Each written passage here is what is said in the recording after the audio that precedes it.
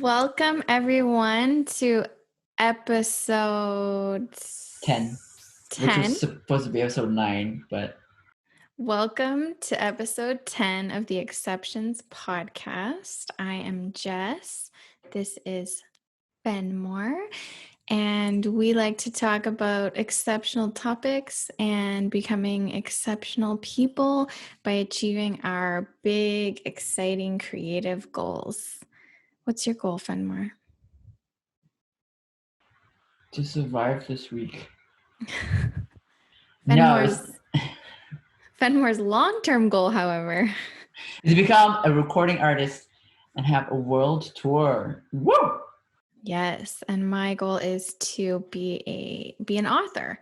So we've got some pretty exciting creative dreams that we like to talk to you about, and today we are doing part 1 of our Big Magic series, which you may think comes before part 2, but not in these parts, not around here. We like to switch this up. So yeah, we're working backwards a little bit. We had a little bump, but we're all good.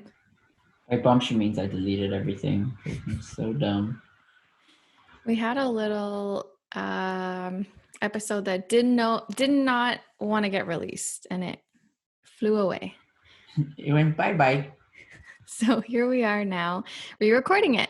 So section 2 of Big Magic by Elizabeth Gilbert, which we talked about last time, is already out. And now we're going to talk about the first section. Courage. Have fun out there.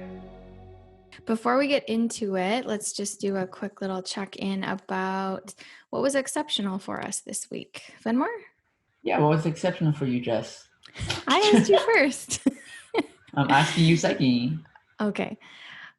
My thing this week has been, so Fenmore got me onto the backstory of Blackpink. I had listened to a couple of their songs. I like the music, but then Fenmore's like, you got to watch the Netflix doc. So I watched it, and the thing that strikes me the most about them is the amount of time that they must put into their dancing and how precise and complex it is. So I was like, I'm going to learn one of those dances. I can do this. No big deal. And so I've probably spent at least 4 hours over the last week. I work out.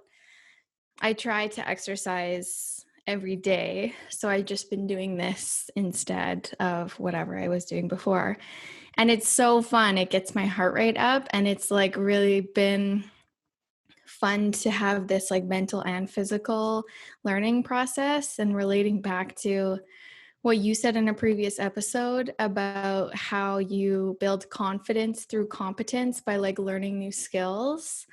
It's been really cool. So it's showing me that I can learn stuff like this, and I can do it on my own with dance tutorials and whatever. So it's really fun. You want to bust a move? No. Do it. No. Are you like that? That's the one I'm doing. That it's so good. If anyone wants to, yeah, you know it. I know that If part. anyone wants to check out the How You Like That dance video by Blackpink, it's amazing.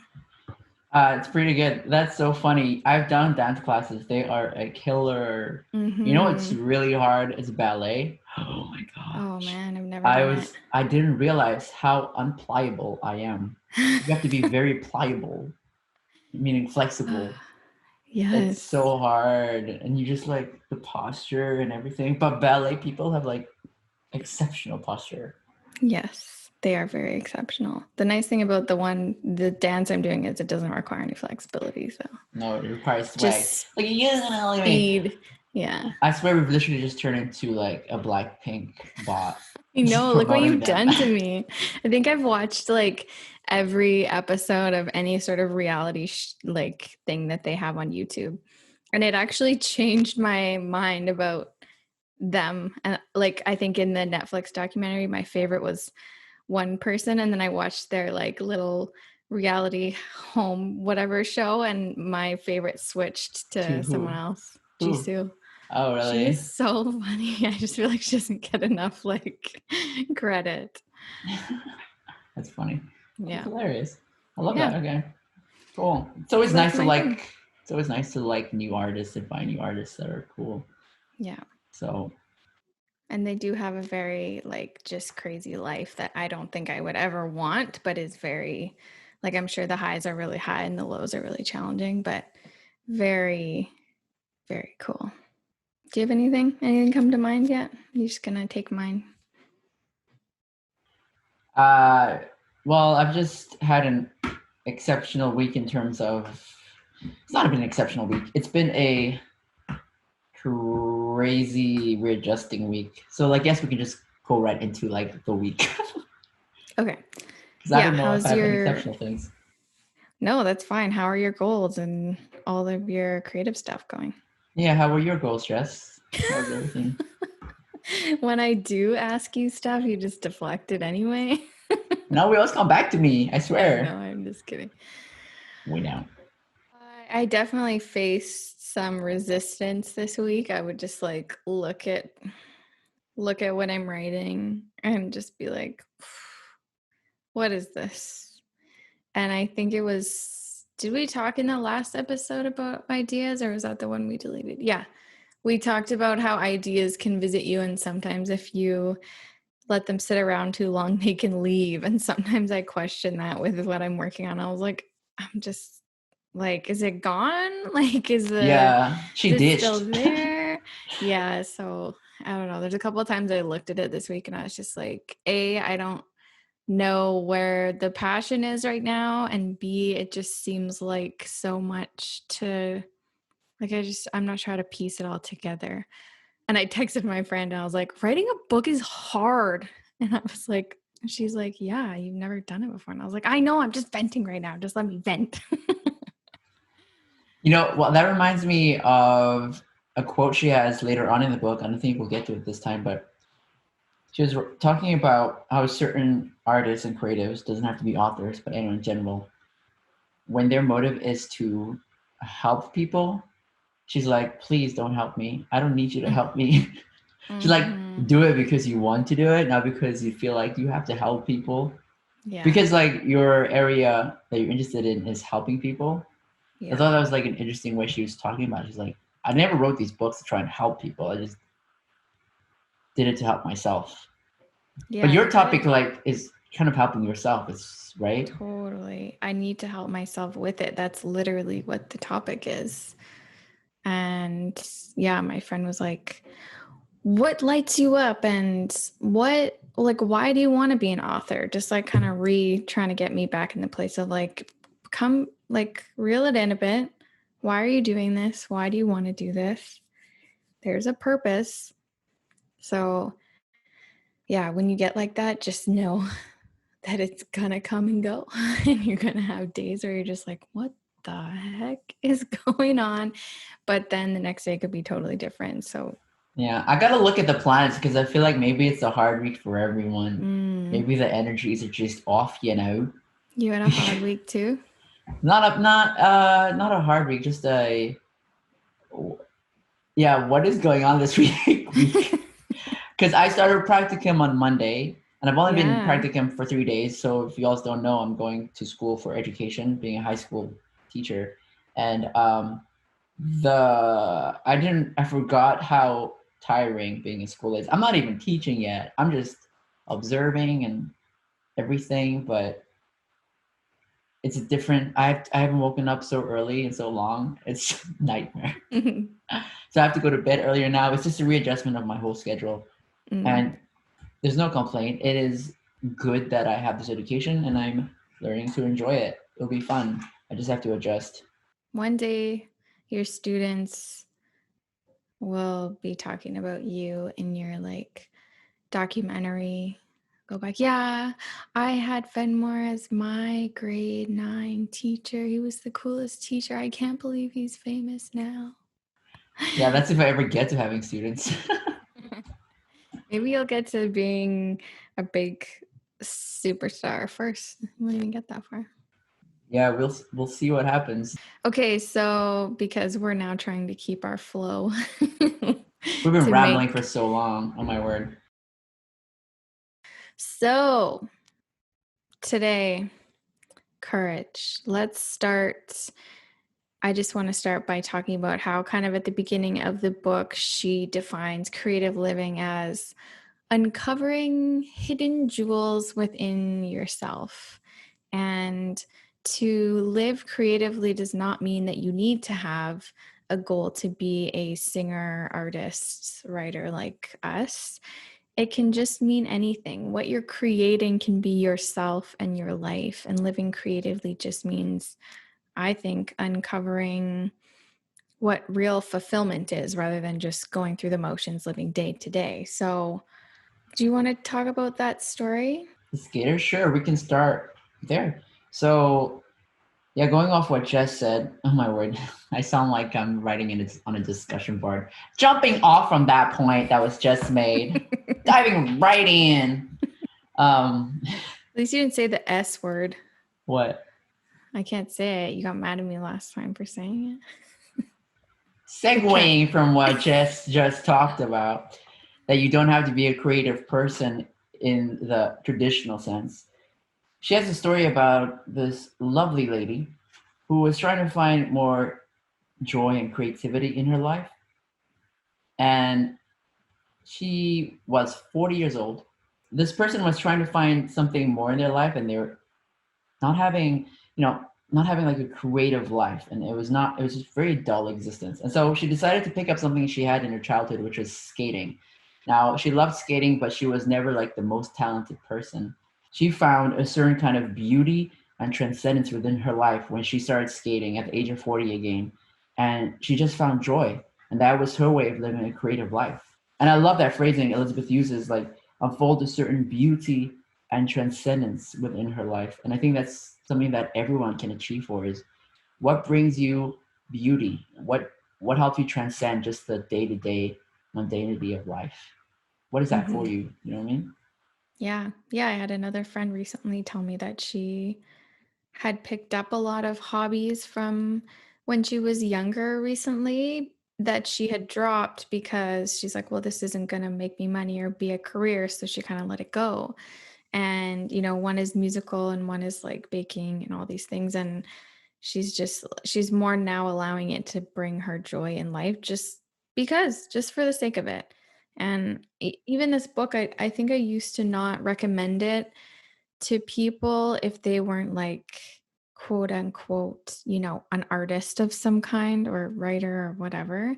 But I don't agree with that anymore. I would recommend it to everyone because it's just about finding that creativity anywhere in life. And when people say, oh, I'm not creative, I'm like, nah, it doesn't have to be like, oh, you can draw. Like you can find creativity in any facet of life. Yeah. And you don't have to be the best at something to enjoy it.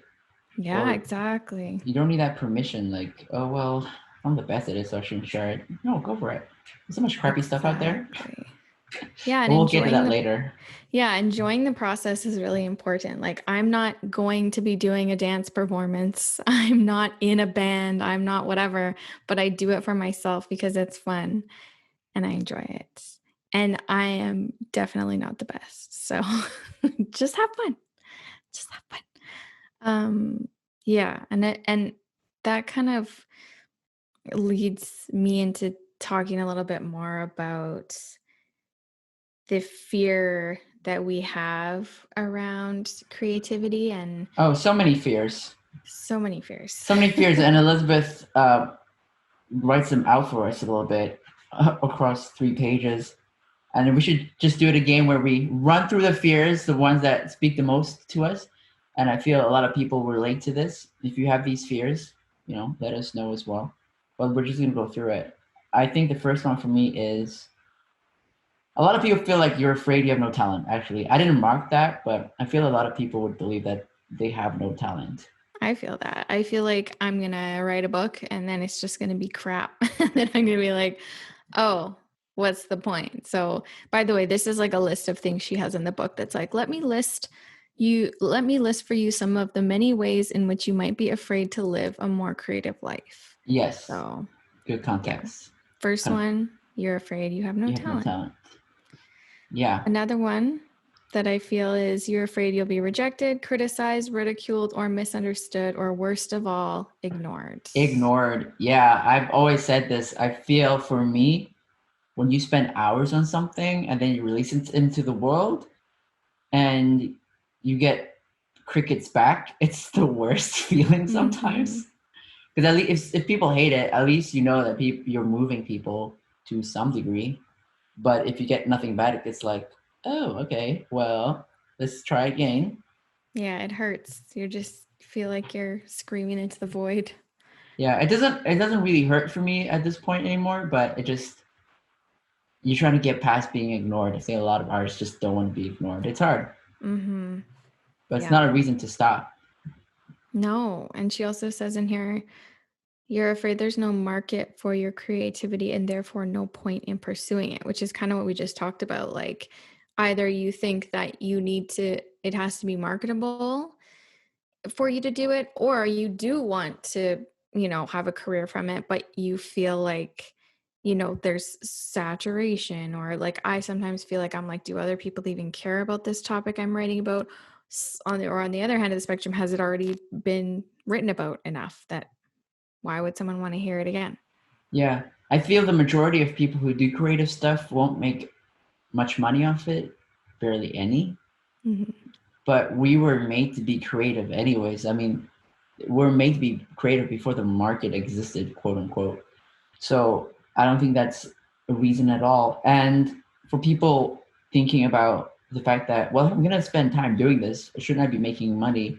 Think about the amount of time you spend doing really mindless stuff that you know doesn't add anything to your life. Oh yeah.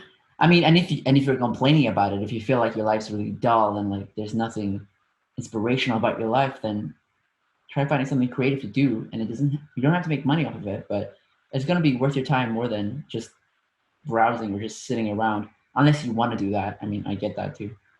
Yeah, totally. I just love how she just kind of like she's acknowledging that these fears are very, very real.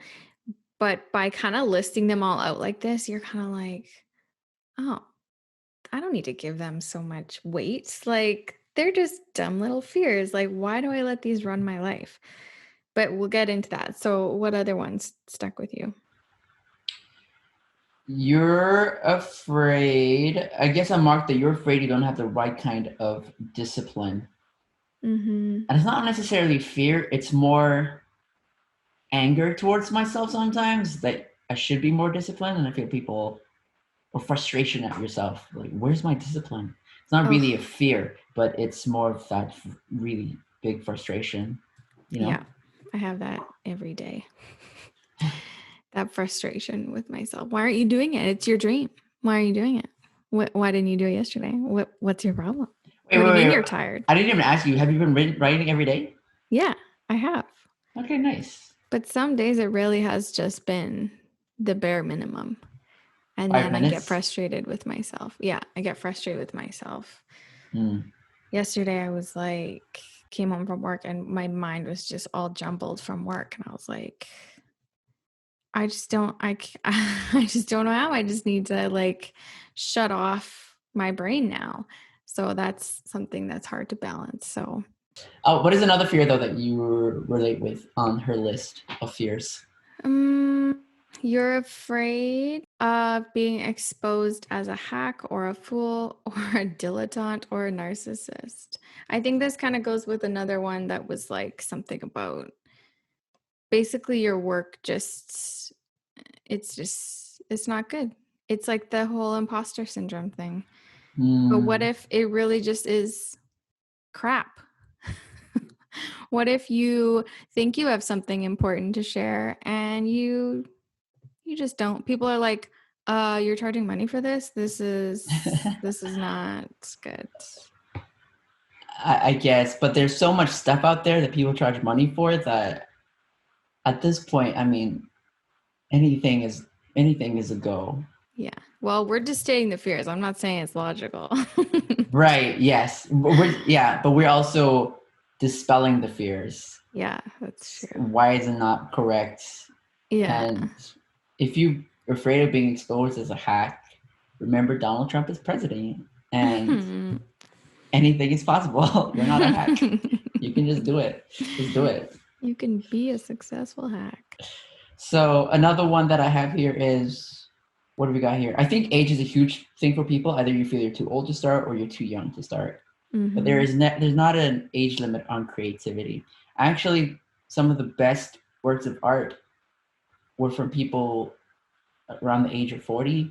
So, but also you also have amazing young people who have amazing creative stuff to offer. So I don't think age is ever a limitation of what you need to do.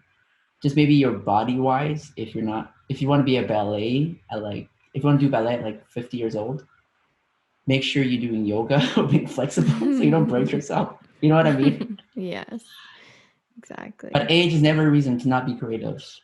No, Ever. never. Another couple on here I want to point out are, you're afraid because something went well in your life once, so obviously nothing can ever go well again. Or you're afraid because nothing has ever gone well in your life, so why bother trying? I just think those are interesting because when she writes it out like that, you're like, oh, that's silly. But we do think that way. You know that See, and I've feeling? never thought of it that way, but you feel that way? I get this tinge, and a lot of, the kids that I work with talk about this too, or in the way that they talk, I can tell that they feel this way, where it's like, things are going good. I feel really good now. I'm really happy. Life's going really good. And then you just get this little like feeling that like something's going to go wrong. Huh. Yeah, which I don't know what that is. I think that's a lack of just being able to be present and grateful for the moment, but That's Satan. yeah. I'm at the point now where I can pretty easily be like, no, that's not a helpful thought to have, but I think people do have that. Or the second one, like, I don't necessarily feel like nothing's ever gone well in my life by any means, but I think it's um I haven't shown myself I can be consistent in the past, so why is it going to be any different in the future? But again, I can pretty easily now be like, I am a very dynamic person, and who I was even yesterday can be totally different from who I am now, and I get to choose who I am every single day. Yeah, that's a little different because if it's something that you can't control, like your discipline, then I think, yeah, a better mindset is to think that you can choose what you do every day. And But that's the I locus understand of more like if it's control. like random events in your life, but if it's just you yourself, then it's all on you. That's the locus of control, where it's like I can say like, I'm just not a determined person. Too bad, I wasn't gifted with that quality from God or whatever. Or you can say, no, that quality is totally within my control. And maybe some people have to work harder at it based on their life and mental health and surroundings and stuff, but can still Yeah. do it. It's also scary, scary, scary, as she says. And what I feel is even scarier than scary, though, is the fact that people defend their fears, defend their weakness, is what her next chapter And is about. identify with them. Identify with them, yes. She talks about how she was an extremely fearful child, but her, did I add an R to that child? She talks about how she was a really fearful child, but her parents sort of made her do things that she didn't want to do. She was scared of the ocean. They tell her to get in the ocean, scared of the snow, tell her to go shovel the snow, can't answer the telephone while she's in charge of now answering the telephone. And I think that's really great parenting because it pushed her and showed her that she was capable of more than she thought she was. And at a certain point, she realized, as she says, why would I want to keep my limitations? Why would you want to argue that you are weak or that you are afraid? Mm. That's not, Yeah, is and that the life you want to live? yeah, she says like fear is the most boring thing about us. Like we all have fears, and the point is not to remove ourselves from having fear, and it's not to be fearless, because if you're fearless, I think she says you're basically a psychopath. But if you acknowledge that you're going to have fears, but you choose to kind of have an amazing life in spite of them, that's where the magic happens. And to quote her, she says, living a life, well, there was beginning to this quote, but I don't know where it is now. dot, dot, dot. Living a life that is driven more strongly by curiosity than fear. Yeah, maybe we should talk about that little metaphor that she has. About Yeah. fear being in the car with her and creativity. I love that metaphor. So basically, in the journey of life, in the road trip of life, or in the creative journey, she talks about there being three people in there: her, creativity, and fear. And fear is always going to be there. But she's made a decision that fear should never get to make any decisions in the creative journey. It's either her or creativity in the front row, in the passenger seat and the driver's seat. Fear is in the back seat. Um, and I mean, I could try and paraphrase it, but she says it so well. She's like, fear, you don't get to make any decisions. You're not allowed to suggest detours. You're not allowed to fiddle with the temperature. Dude, you're not even allowed to touch the radio. But above all else, my dear old familiar friend, you are absolutely forbidden to drive. And so this metaphor is awesome because she acknowledges that fear will always be there. We will always have fear about doing creative stuff, but it's a matter of either letting it run the show or you and creativity running the show. And where you end up is going to be completely different if fear is in the driver's seat. Basically, if fear is in the driver's seat, you won't get anywhere. You should just be stuck the whole time. And I think you're going to have fear there in almost like every situation. I would say living creatively kind of means living boldly. And in order to be bold, I think you must be going against the grain or against some fear that you're having. And your most amazing, creatively bold moves in life are going to be accompanied by fear. Otherwise, they wouldn't feel so charged, and you wouldn't have that excitement about them. So, like, think about people that have made amazing creative advancements. Like, when they first brought up those ideas, people were Yeah. probably like, what are you talking about? An electric car? What do you mean? That crazy looking truck? No, I don't know why Elon Musk is the example here, but you know what I mean. Like, No, he's a great example of going past the fear because, for example, his SpaceX endeavor, I believe he had three failed launches, which cost millions of dollars. And he invested everything he had into that last launch. He's like, it has to work or he's basically screwed. I mean, who wouldn't be scared? You're losing millions of dollars, your entire investment. God, our money goes to some weird places in this world. And say, well, you don't believe in SpaceX? We'll talk about that in a second. But anyways, it was just a crazy, crazy endeavor that he pushed through. And I think a really important part of this too is how much he worked, how hard he worked for it. Her last quote that I want to talk about in this part of the book, she says, "You have treasures hidden within you, extraordinary treasures, and so do I, and so does everyone around you. And bringing those treasures to light takes work and faith and focus and courage and hours of devotion. And the clock is ticking and the world is spinning, and we simply do not have time anymore to think so small." And I think if you're afraid of doing something creative, maybe you're more aware of the fact that you're not putting in as much as you know you can. And that's what's holding you back. Maybe you realize you don't have the focus that she says about or the hours of devotion. And those things are all really important because you can't just throw, I personally believe you can't just throw media or stuff out into the open and like say, well, I'm trying not to be fearful. It's a combination of working really hard and knowing what you want to put out there and those hours of devotion, and then having the courage to release what it is you want to release, Yeah. Read this book. She just breaks it down so good and gets you so inspired and motivated to live your best life. And kind of like we talked about in the last episode, take your fears and try and flip them. And all your fears were like, what if I'm this and what if I'm that? Or what if it sucks? Well, what if it's amazing? What if no one reads it? Well, what if everyone reads it? What if it's not valuable or worth anything? Well, what if it changes people's lives? What if it changes your life? What if it shows you that you're capable of something? Yeah. And if you just ask yourself, like, did I do the most I could on this? Did I try my best? Is this the best that I can do right now? Then there's absolutely no reason why you shouldn't release it. Because Mm-hmm. if you believe and you know, and listen, like sometimes people are really good at BSing themselves, but if you know when you BS yourself and you don't this time and you say, yeah, I did do my best in this and this is the best that I can do right now, then there's no reason for you not to just go for it. Because it's more fun. Like, who knows what can happen?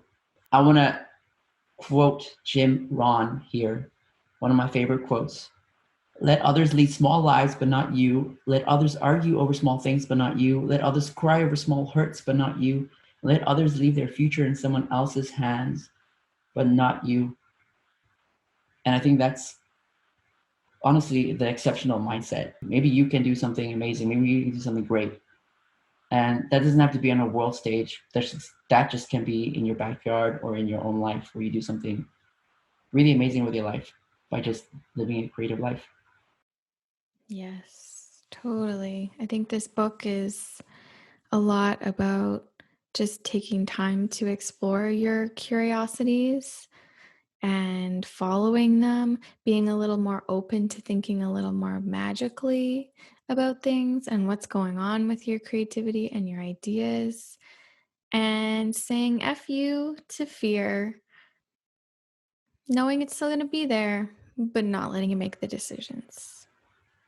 Absolutely. I think that's a great way to talk about our sponsor for the week, which is sleep deprivation. Sleep deprivation will make you fall asleep during crucial meetings you have with your supervisors that make them wonder, does this person have good life habits? They Is don't. he serious? Oh Sleep man. deprivation is available for everyone with a 10% discount. Just go to www.sleepdeprivation.com and use the code the exceptional lack of sleep for 10% off sleep deprivation. Because that's Thank what I've been living you. on lately is sleep Thank you. deprivation Sleep deprivation. for sponsoring this podcast. Well, thank you everyone for listening to today. We apologize if we were any bit disjointed in this episode, as we had already talked about it before. So I'm hoping that we covered everything that we missed last time. But yeah, let us know what you think. If anyone's reading the book, give us a comment. Let us know what you think. We hope you're reading it. Yes, I will be gifting this book actually to one of my friends. And I don't do Christmas gifts, but I'll be sending this as a Christmas gift to him because I really do believe this book is so amazing. Cannot praise it enough. It's my creative Bible. But on that note, everyone have fun out there.